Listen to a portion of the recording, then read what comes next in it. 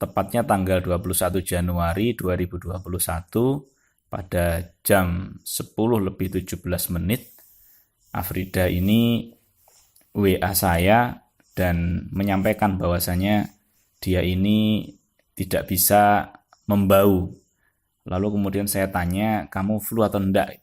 Kemudian dia menjawab tidak. Setelah itu tepatnya jam 10:26, saya telepon langsung Afrida ini. Lalu kemudian saya tanya apa yang dia rasakan dan dia alami. Dia menyampaikan bahwasanya dia setelah pulang dari Jatinegara, dia tidak bisa membau sama sekali beberapa hari. Lalu saya tanya, kamu panas enggak? Dan dia menyampaikan beberapa hari sebelumnya itu dia sempat panas, tapi pada waktu itu tanggal 21 Januari itu dia merasa dirinya tidak panas atau tidak demam. Melihat tanda tersebut, itu dari informasi bahwasanya salah satu tanda orang terkena COVID itu tidak bisa membau, maka Afrida ini saya minta supaya segera melakukan tes COVID ke rumah sakit terdekat. Karena ini rumahnya Pare dan dekat dengan RSUD Pare, maka Afrida ini segera melakukan tes COVID di RSUD Pare. Hasilnya positif. Setelah hasilnya positif, dia untuk perawatan COVID itu ternyata di RSUD Pare dia ditolak, dan kemudian juga ke rumah sakit Amelia juga ditolak. Nah, dia kemudian datang ke HVA, di sana dikasih vitamin saja. Karena Afrida ini alumni Quantum Trans Energy ISH, dan juga dia adalah orang yang saya amanahi untuk memegang KEM ISH bagian Kampung Inggris Pare, maka dari pengalaman saya dulu di Family International dan jadi manajer kasus di RSUD Pare, saya berencana untuk menelpon salah seorang yang dulu Kasubdin di Dinkes Kabupaten Kediri yang menangani penyakit menular. Dan dari situ harapan saya Afrida ini bisa memperoleh akses yang di RSUD Pare dan segera mendapatkan pertolongan. Besoknya, yakni tepatnya pada tanggal 23 Januari, saya hendak menelpon rekan kerja saya dulu di Dinas Kesehatan Kabupaten Kediri. Itu saya sempat terpikir untuk telepon ke Afrida dulu, dan saya bertanya, kamu mau dirawat di rumah sakit Pare, diisolasi di rumah sakit, atau memilih untuk isolasi mandiri dalam keadaanmu yang positif COVID sekarang? Ternyata Afrida memilih untuk isolasi mandiri, sehingga saya tidak jadi untuk menghubungi Dinas Kesehatan Kabupaten Kediri. Nanti kalau saya menghubungi ke sana, khawatirnya Afrida malah tidak nyaman karena akan dijemput oleh ambulan.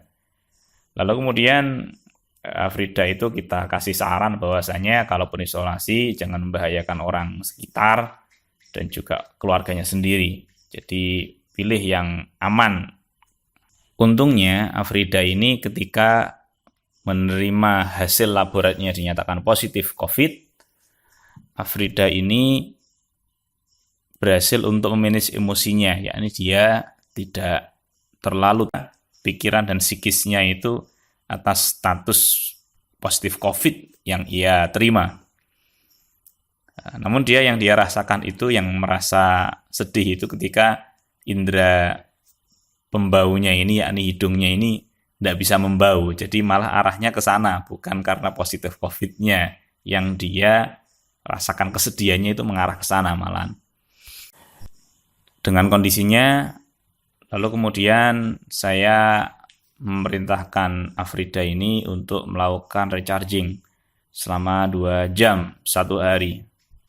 Saat ia melakukan recharging, itu dia merasakan bahwasannya hidungnya itu terasa sakit sampai ke kepala, sampai ke belakang telinga. Pada waktu itu Afrida saya minta untuk recharging sehari total 2 jam.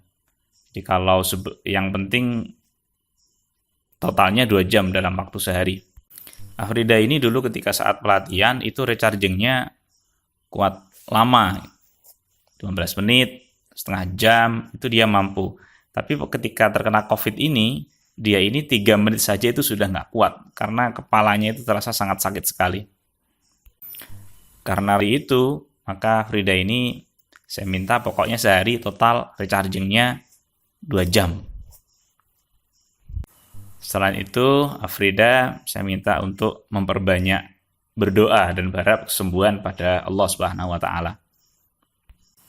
Pada tanggal 24 Januari 2021, berarti 3 hari setelah dia menyampaikan keadaannya tidak bisa membahu, pada tanggal 24 Januari 2021, Afrida ini memberikan kabar kepada saya seperti berikut.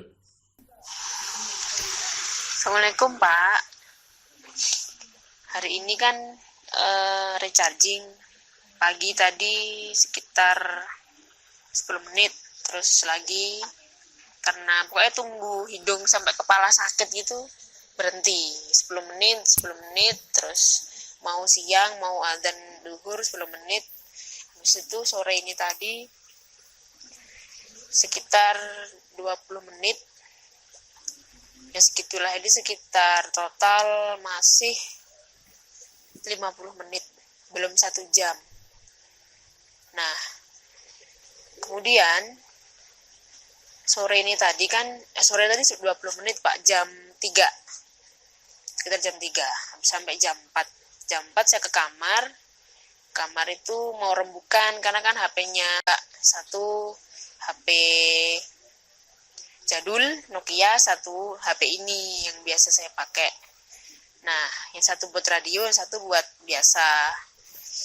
Nah ibu saya itu kan HP ibu saya yang Nokia, jadi saya pegang Pak, takutnya kan biar nggak tertular, saya cuci sama Detol. Ketika nyuci sama Detol, HP-nya kan saya cuci sama Detol yang Nokia itu. Ketika saya nyuci sama Detol, saya bau. Loh, kok bau? Sekitar 30% kembali, Pak. Jadi penciuman saya untuk bau-bau yang menyengat, yang alkohol, kayak bau Detol, hand sanitizer, itu 30% kembali. Kalau bau-bau yang ini belum. Terus juga tadi bau, ini Pak, beluk kabutnya ini loh, beluknya kobong-obong. Kan dari tadi pagi kan saya obong-obong. Jadi beluknya ini bau. Sekitar, kok bau? Mungkin ya pokoknya nggak menyengat. Bisa kan kalau menyengat bau beluk itu loh Pak. Itu kok agak bau sedikit.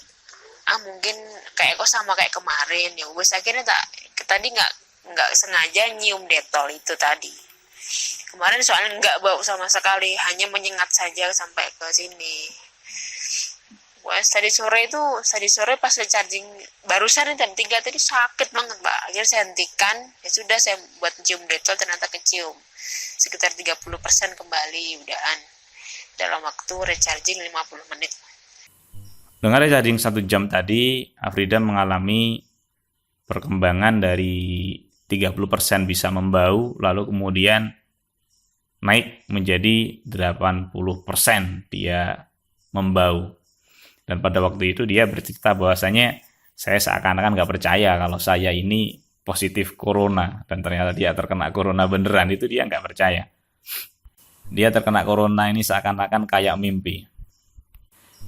Lalu kemudian Afrida ini saya motivasi bahwasanya terkena corona ini diambil hikmahnya saja, ya mungkin sebagai sarana untuk melakukan atau membuktikan ilmu yang dia pelajari selama ini dari quantum dash energy untuk melakukan terapeutik pada dirinya sendiri.